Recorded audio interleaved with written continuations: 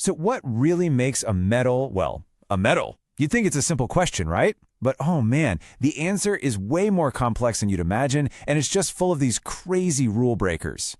And it really all comes down to the basic, fundamental properties of these elements. So today, let's put on our detective hats and we're going to investigate what truly defines a metal. All right, let's just dive right in. Every good investigation starts with the basics, right? So we're going to start with the physical evidence, the stuff we can actually see and touch that kind of screams, hey, I'm a metal. Okay, first clue on our list, that classic shine. You know what I'm talking about. Scientists have a fancy name for it. They call it metallic luster. It's like the biggest visual giveaway that we might be dealing with a metal. Next up, how do they handle a little pressure? A lot of metals are what we call malleable. That just means you can hammer them into different shapes without them shattering. Picture a blacksmith forging a sword from a lump of steel. Yep, that's malleability right there. And gold and silver are the poster children for this. They are unbelievably malleable, which of course is why they're so perfect for making jewelry. It's what lets artisans craft all those amazing, intricate designs. But wait, there's more. They can also be stretched out into super thin wires. We call this property ductility, and it's absolutely crucial. Without it, we wouldn't have the wires that bring electricity into our homes and cities. And get this fact absolutely blows my mind every time I think about it. Gold is so ductile that just a single gram of it can be stretched into a wire that's about 2 kilometers long. No joke, 2 kilometers. That's just wild. So you'd think we've got this all figured out, right? We've cracked the case. But not so fast. Just when we think we have it all figured out, some elements come along and just throw a giant wrench in the works. And these exceptions, they prove that just looking at physical properties doesn't give us the full picture. Not even close. When you picture a metal, you're thinking of something solid, aren't you? Like a steel beam or maybe a gold coin. Solid. But there's a really famous exception to that rule. Yep, I'm talking about mercury. It's a metal, for sure, but it's a liquid at room temperature. So boom, right away our first rule is completely shattered. All right, so what about that shiny luster, that metallic shine? We thought that was a dead giveaway for a metal, but well, it turns out that's not always the case either. Just take a look at iodine. It is 100% a non-metal, but it's lustrous. It's got that shine. So, yeah, that really starts to complicate things, doesn't it? Okay. So, what about conducting electricity? That's got to be a classic tried and true metal property, right? Well, you probably see where this is going. There's a non-metal that can do that too. We're talking about graphite. It's a form of carbon. It's literally the stuff in your pencil lead. So, what does this all mean? It means our physical clues, they're not reliable enough. They're just not the whole story. To get the real answer, we have to go deeper and look at how these things actually behave, chemically.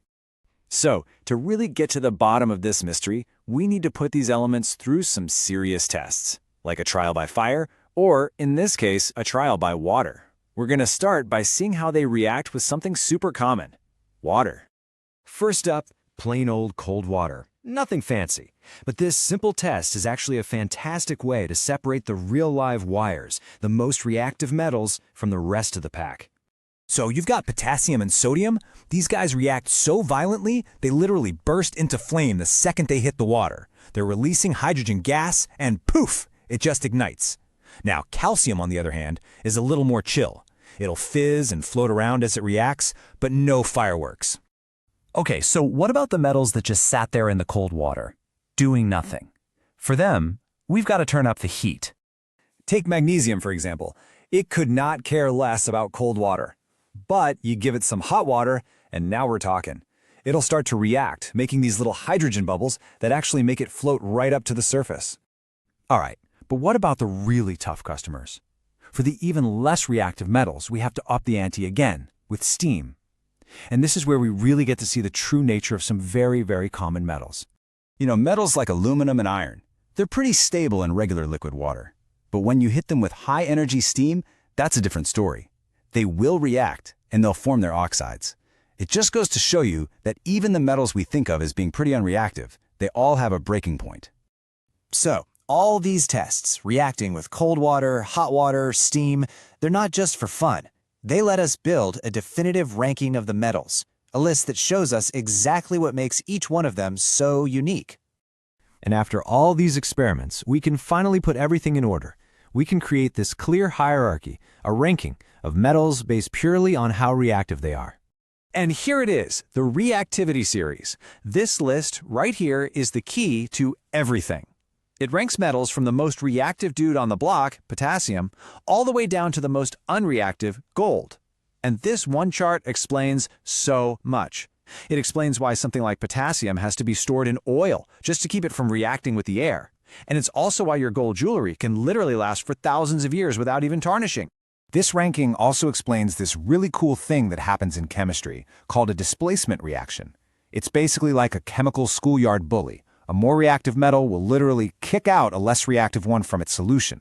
So for example, if you stick an iron nail into a solution of that blue copper sulfate, the iron, which is higher up on our list, is going to displace the copper. You can actually see it happen. You'll see a layer of pure copper forming right on the nail as the iron starts to dissolve. How cool is that?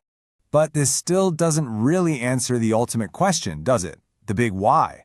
Why is potassium so hyperreactive while gold is just so chill and stable? Well, the real answer isn't about their shine or their strength. The secret lies deep inside their atomic structure. Yep, it all comes down to electrons. See, here's the deal. All atoms want one thing, to be stable. And they're most stable when they have a full outer shell of electrons. Kind of like the noble gases over on the side of the periodic table. Those guys are the definition of stable.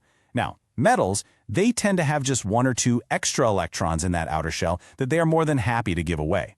Non-metals, on the other hand, they're usually a few electrons short, so they are desperate to grab some. Let's watch this play out with something you have in your kitchen, table salt. So you've got sodium, which has this one lonely electron it is just dying to get rid of.